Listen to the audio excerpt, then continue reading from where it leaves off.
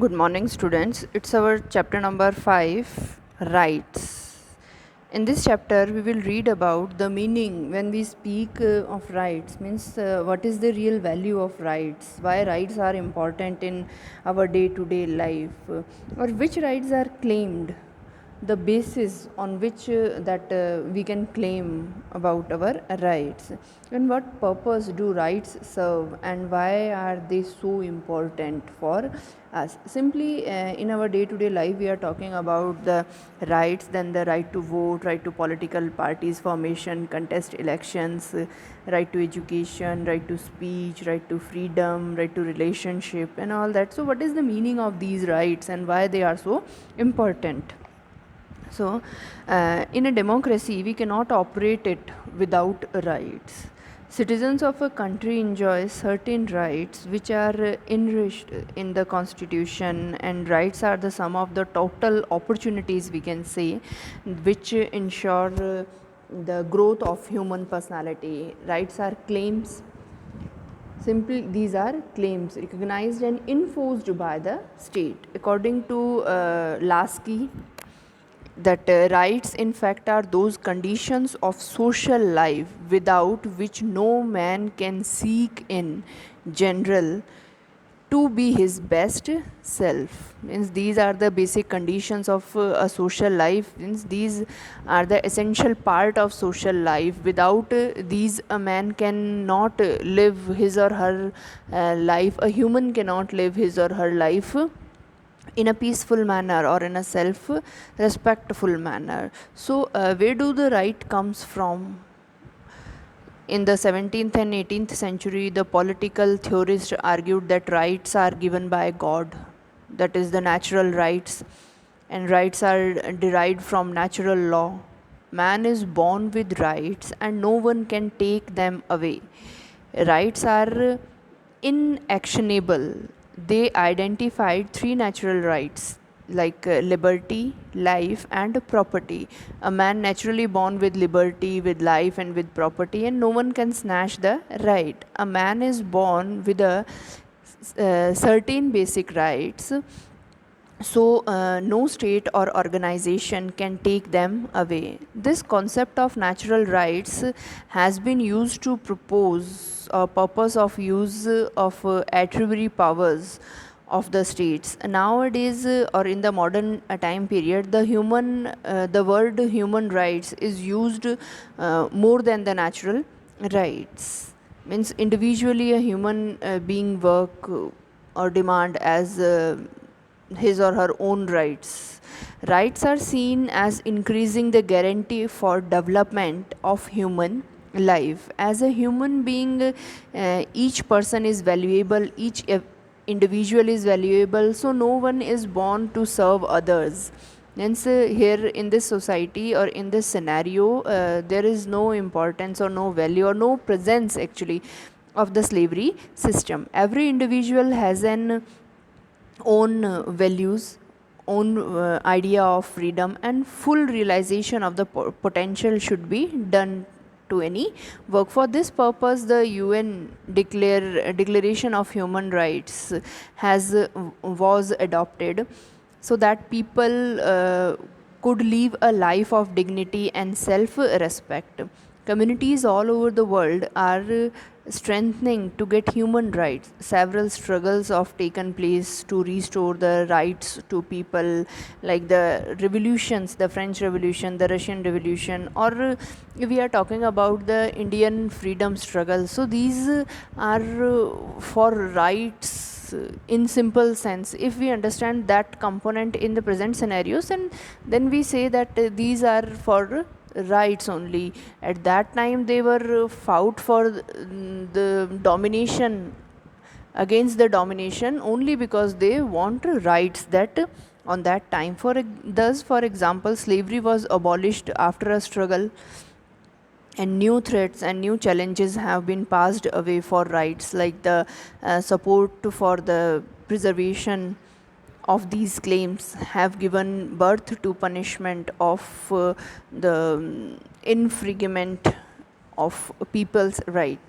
So, our preamble also described these things, and UN's preamble also described Minster Charter, 10th of December 1948. The UN General Assembly adopted the Universal Declaration of Human Rights. Then, nature, what type of rights, or what are the natural components of rights? So, on the basis of the definition of Lasky and the above discussed matter, we can say that right in their nature are the result in a particular person of the general system of rights on which the state and its law are based. The origin of rights is something in the individual himself. Rights have two sources: individual personality and state, and its laws. Enjoyment of rights involves respectful observance of certain fundamental rights or issues of welfare. Rights are not selfish claim. They are available to all without any discrimination. Rights are dynamic in character and grow with socio-economic changes in society. Rights are fundamental in nature and guaranteed by the Constitution. According to Kant, that what is human dignity? He described that human beings possess dignity; they value themselves. So he gave that it is this the simple idea: a person may be illiterate, poor, powerless, moral or immoral, etc., but he has some sort of dignity. To treat people with dignity is to treat them morally. Everyone demands that a respectful life in society. This was the really point of all struggles for human rights, that Kant's view therefore is called the moral concept of rights. Thus we should treat others in same way as we want to want a treatment for ourselves, and we should never use any person as a tool to serve our issues. We should respect peoples as they are human beings with dignity and self respect. Now, what are the claims on which thing we say that it is our claim? Man is a social animal. Simple is a social animal, and in present scenario it is clearly seen that man is a social animal. For living he makes use of several essential conditions. He fulfills several of his needs, desires, aspirations. A man has certain basic needs which include food, clothing, shelter. Or for making a living, man has to earn. He makes use of physical, financial, and human resources to earn living. All these resources lend to certain claims from the society. So, for these, we can say that all these resources or these claims may be genuine or immoral. They may be certain claims which may harm others. Such claims are not recognized by society. Only those claims are moral, or we can say that recognized by society and sanctioned by the state, are recognized the rights. Rights as claim. So, rights are necessary for the creation of better life. They provide external conditions necessary for the development of an individual's personality. Rights indeed are in the nature of claims. But all claims are not rights. We can claim for our rights, but all claims are not for the right. Without such a recognition, rights are empty claims. Society is organic in character, and an individual obviously cannot have any right part apart from what the society concerned. An individual can realize the aim of his existence only through the medium of society of which he is an integral part. A selfish claim or an individual selfishness therefore cannot be considered as a right. To be a right, a claim must aim at the good of the society or welfare of the entire society, and it must be recognized as such by the general opinion of society. If rights were not dependent on recognition of society, or one would be claiming anything as right depending upon one's own opinion.